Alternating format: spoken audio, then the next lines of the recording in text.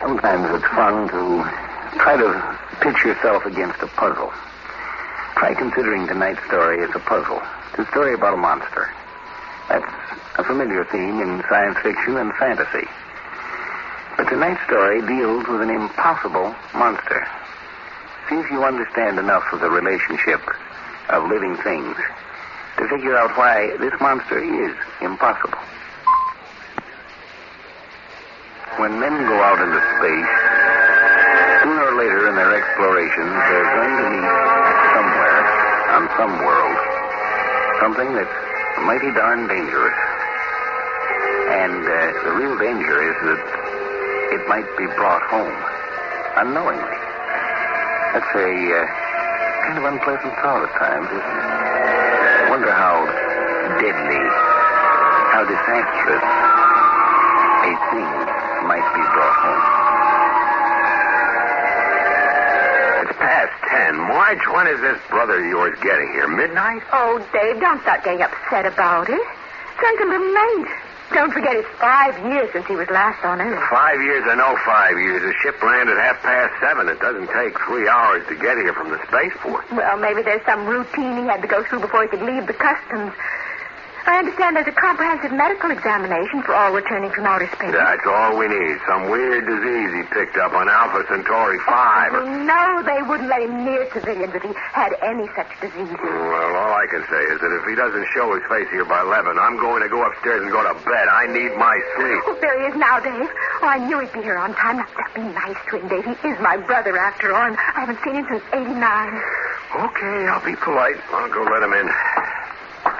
Hello there. Come on, right on in. My name is Dave Sporling. Thanks. I appreciate this, Dave. Oh, Ted. Oh, Ted. Hello, sis. Well, stand back and let me look at you. This is a big girl now, isn't she? Well, I'm almost 24. I married Dave 3 years ago. Well, you haven't changed much in 5 years. Same red hair, that dimple, freckles on your nose. Was there much red tape before you could leave customs? Just a medical exam. They gave me a quick look to make sure I wasn't carrying the plague. I was cleared through around 8:15. Oh, you must have stopped off for a little nip before coming here then, huh? No, I came straight here from the spaceport. Oh, but it only takes half an hour by rocket tube. No one said anything to me about a rocket tube. I took the subway. The subway? Oh, really? Now the subway all the way out here? No wonder it took you so long. Say, the rocket tube's only been in operation for 3.5 years. Yeah. That's why Ted didn't use it. Yeah. He didn't know it existed. The world changes more than you think in 5 years. The new model autos that drive themselves, 3D video, the robots. Those things were all new when I last was on Earth. Now they're commonplace to everyone except me. Come on into the living room. You'll probably want to rest up. I'll give you a drink, put a little music on. And you can tell us all about your 5 years in space. Ah, Bedenoff. You miss him out in space. Hey, can I dial you a drink? Scotch, thanks. I'll take a neat. Oh, same old Ted. Still likes the same music and still drinks the same kind of drink. It's only been 5 years. I haven't been away forever. Can you tell us where you've been? Or is that classified? Well, some of it is, but I covered a lot of ground. You ought to see the night sky on Deneb 9, Marge. 500 little moons up there like whirling knives in the darkness. And the 17th planet of the Vega system, 2 billion miles from its sun, and yet there's that great blazing light in the sky, so bright that we had to wear special eyelenses. Join the Space Force and see the galaxy. It's really true, then. It was good of both of you to offer to put me up while I'm on ground leave. No treat to be in a world where you have no friends and only one living relative. Oh, don't mention it, Ted. How long did you say that you were staying? 3 weeks. That's all right with you. And then you go back to space for another 5 years? That's right. Survey trip this time. Around the galactic rim. How exciting that must be. Just a job, after all, Marge. Well, but how much more exciting it must be to be a spaceman than a newspaper man. You a newspaper man, Dave? Well, I work for one of the system-wide news services. That's a job that keeps humming all the time. We spacemen spend 3/4 of our time drifting through nowhere between planets, playing solitaire, watching old films, and thinking about Earth. Yes, but when the waiting's over, when you finally reach another sun and walk on alien soil. Yes, then it becomes worthwhile. Well, you must excuse me. I've had a busy day. Aboard ship and then getting out here. Of course. If you'd like me to show you up to the room, why... I appreciate that. Gee, this house is so full of new gadgets that I hardly know what anything does. Now, this thing over here... Watch out, don't! Ted, My arm's all right, Marge. a wall disposal unit. Anything you put in there gets converted into energy. Oh, but look, I pulled my arm back in time, see? Yeah, but we heard the sound. When you activate the unit, it crackles like that. And I saw your hand in there up to the wrist there. You're both imagining things. All I did was toss a piece of candy in to see what would happen. My hand didn't come anywhere near it. But I saw your hand go in, Ted. And the disposal field crackled. And yet your hand's all right. I don't understand it. I tell you, my hand didn't come anywhere near it, Marge. Dave, would you show me to my room? I'm pretty worn out. But I saw his hand go in. I saw it.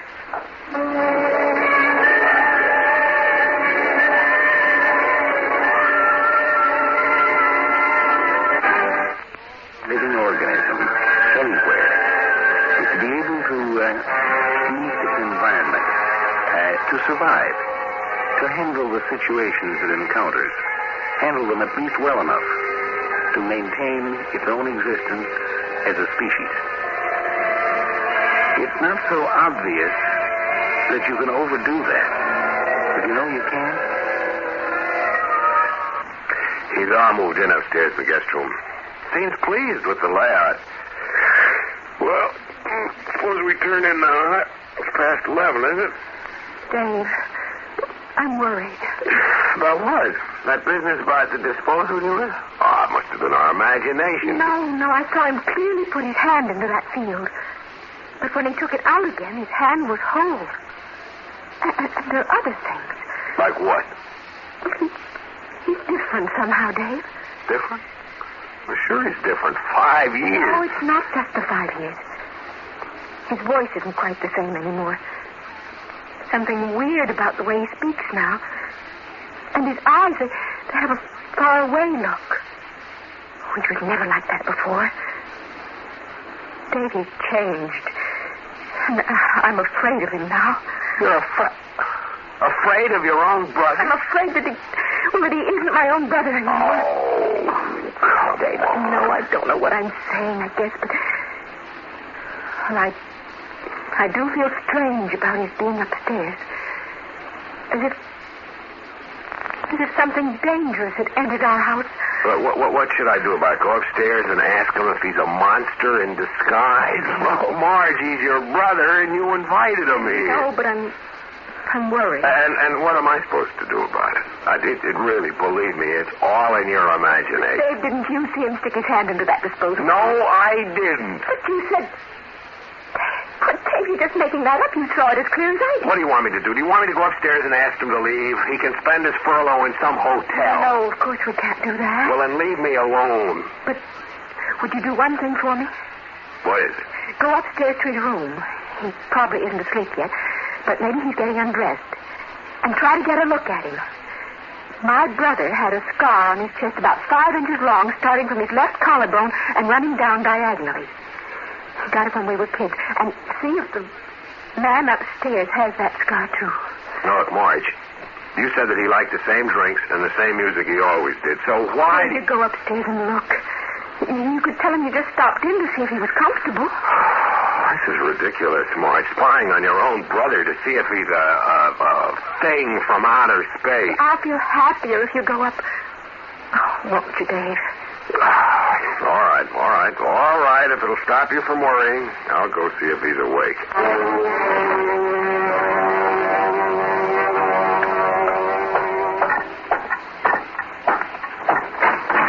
I saw your light was still on, Ted, so I figured I'd stop in. Why do you enter my room without knocking?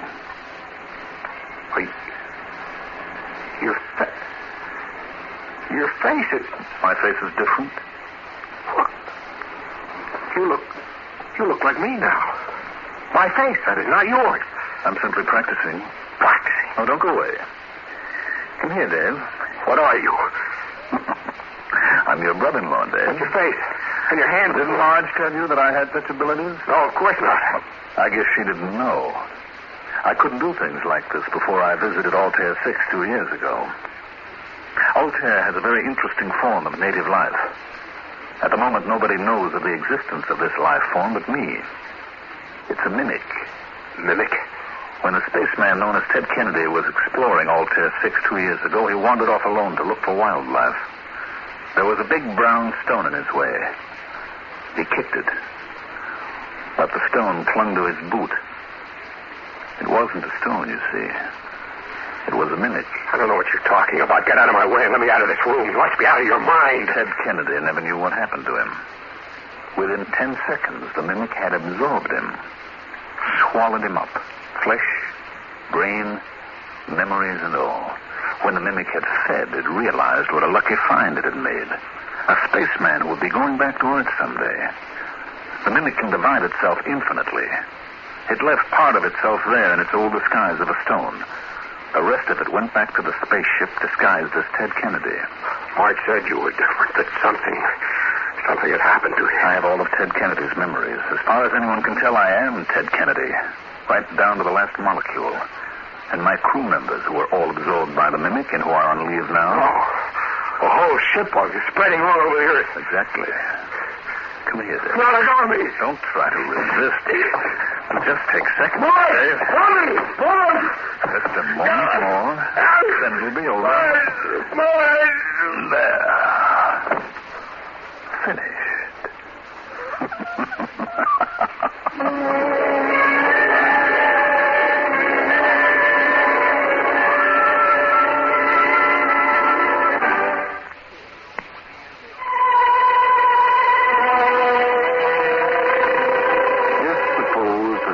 There was an island, and there were 1 million sheep on this island, and somehow a couple of tigers got on the island. My, wouldn't they have a high old time. Eating those sheep would be so easy for them. Wonder how they'd make out, they and their progeny. My, they sure could live high, couldn't they? Ted, you were gone a long time. I was getting worried. He wasn't undressed yet. I had to wait to see the scar. Oh, he had it then, did he? Of course.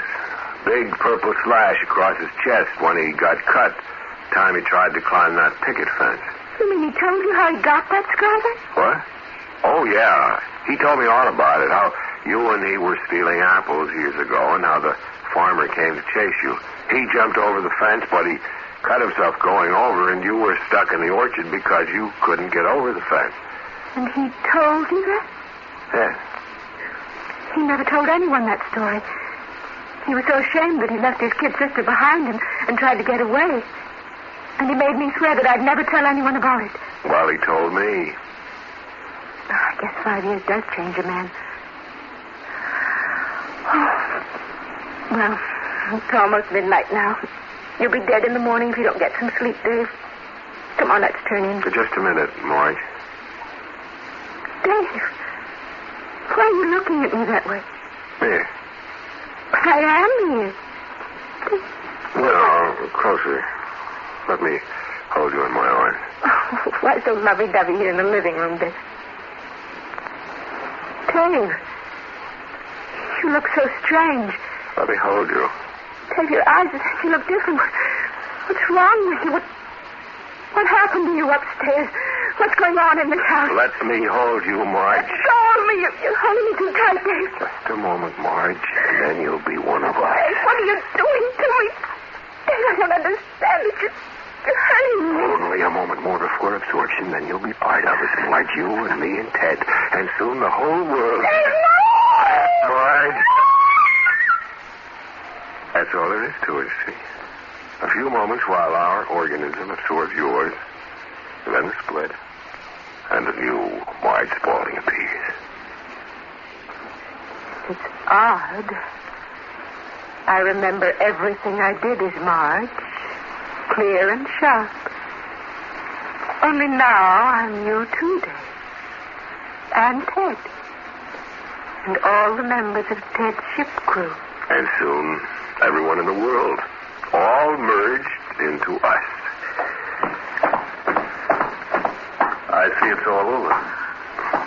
I waited until you had converted it. Yeah, we better sleep now, build up our energy, and every time tomorrow we get someone alone... We convert him into us. Simple. Quick. All this food waiting for us on this planet. Billions of human beings. All ours. Answer it.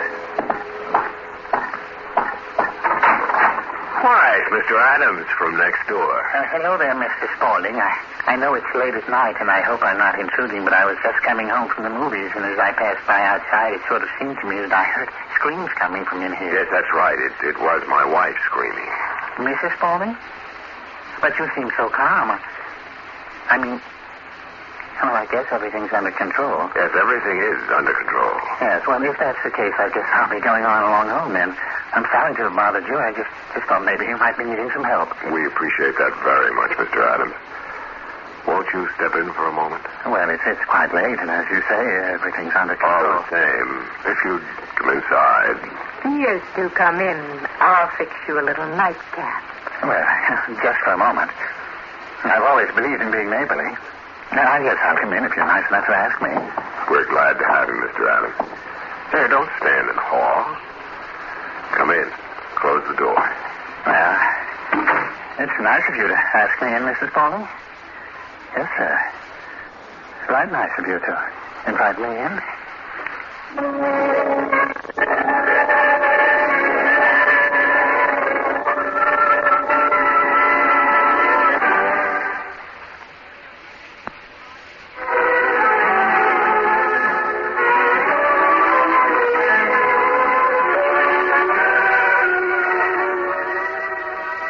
What do you think would happen to those tigers on that island with a million sheep?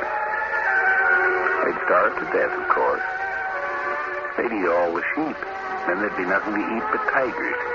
They aren't good eating, I understand, even for a tiger. What do you think would happen to a monster on any planet, which is just an island in space, that became so successful that nothing could fight it? It'd starve to death, of course. That's an impossible kind of monster. There never could be such a monster as is discussed in this story.